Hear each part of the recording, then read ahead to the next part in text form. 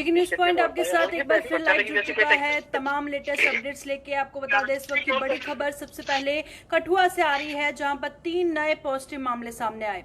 तो आपको उनकी जानकारी बताएं उससे पहले रुक करेंगे राजौरी पुंछ का, जहां पर हमारे सीनियर साथी जमशेद मलिक है हमारे साथ। पर यहां पर एक बड़ी खबर ये आ रही है कि कल जो 2 पॉजिटिव केसेस पुंछ में आए थे उसमें कहीं ना कहीं कोई कंफ्यूजन देखा जा रहा है। तो जमशेद जानना चाहेंगे कि क्या है वो कंफ्यूजन।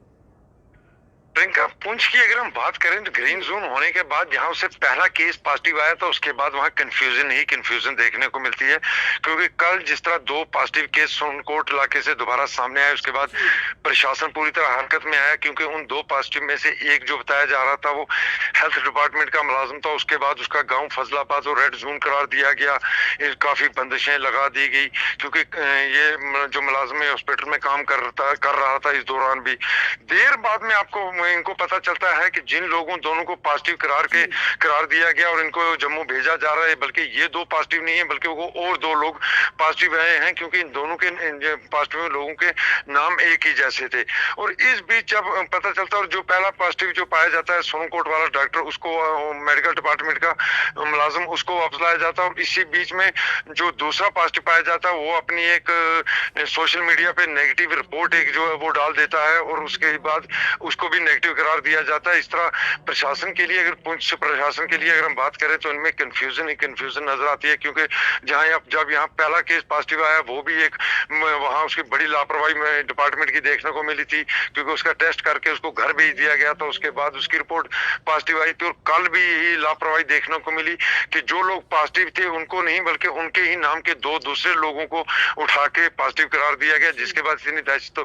और जब हालात ऐसे बने और देर रात को प्रशासन की तरफ से सोनकोट में ऐलान किया गया कि सोनकोट में आज से तमाम जो कारोबारी सरगर्मी है, जितनी भी दुकानें वो बंद रहेगी, कोई गाड़ी ट्रांसपोर्ट नहीं चलेगी और आज सोनकोट को पूरी तरह सील कर दिया गया है।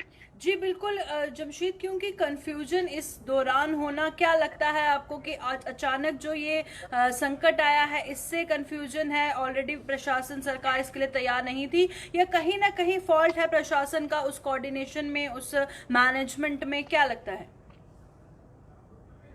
प्रियंका, सबसे बड़ी बात है कि देखने को मिलेगी ये लगेगी, क्योंकि ग्रीन जोन था पहले 3-4 महीने जो रहे इसके लिए बहुत बढ़िया रहे।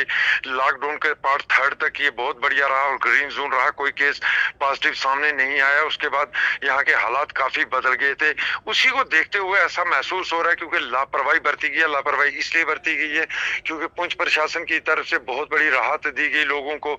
लोगों का बाजार में भारी रश देखने को मिलता है, उसको देखते हुए लापरवाही देखने को इसलिए भी मिलती क्योंकि यहाँ से कोई केस सामने आया नहीं। जब पहला केस सामने आया तो उसके बाद इनके तैयारियां जिस तरह की थी वो मुकम्मल नहीं हो पाई, वरना इतनी बड़ी कंफ्यूजन कि जो लोग पॉजिटिव हैं वो नहीं बल्कि दूसरे 2 लोगों को उठा लिया जाए। और आज उसके बाद इंतजामिया ने अब जरूर बड़े कदम उठाए हैं, क्योंकि कल के हालात जिस तरह सोनकोट में बने थे उसके बाद आज सोनकोट को जिस तरह मैं बता रहा हूँ आपको कंप्लीट बंद कर दिया गया।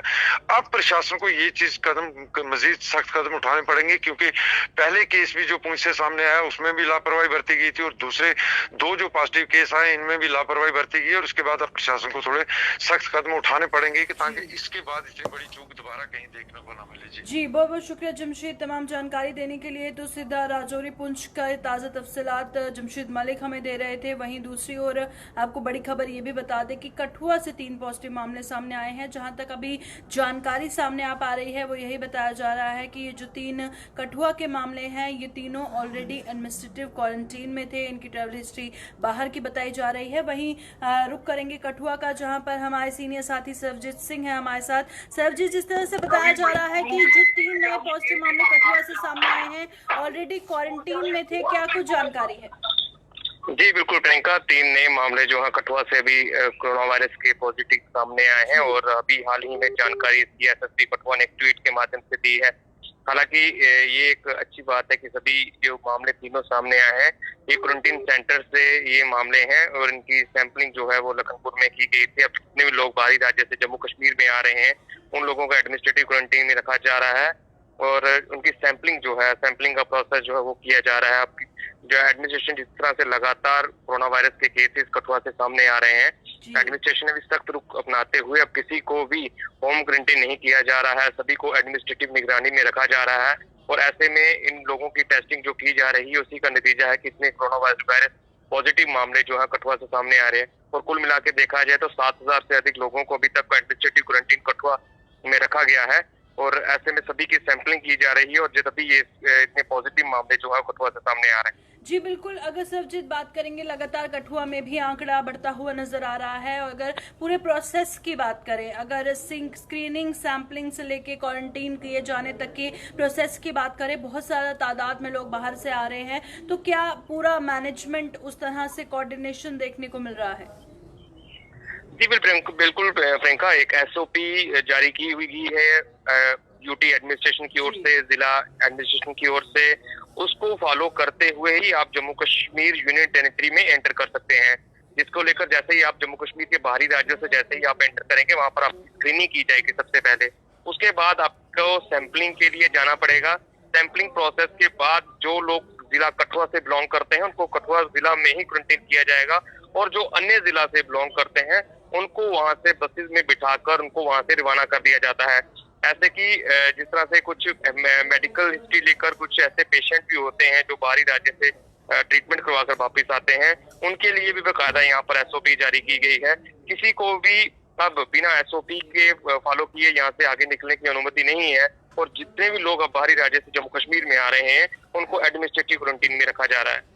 जी बहुत बहुत शुक्रिया सरजीत, तमाम जानकारी हम तक पहुंचाने के लिए। तो सीधा कठुआ से हमारे साथी सरजीत सिंह हमारे साथ फोन लाइन पर जुड़े थे और इस वक्त की बड़ी खबर से जेके न्यूज पॉइंट आपको रूबरू करवा रहा है कि 3 नए पॉजिटिव मामले कठुआ से सामने आए हैं। जैसे ही कोई अपडेट आएगा जेके न्यूज पॉइंट आप तक सबसे पहले पहुंचाएगा।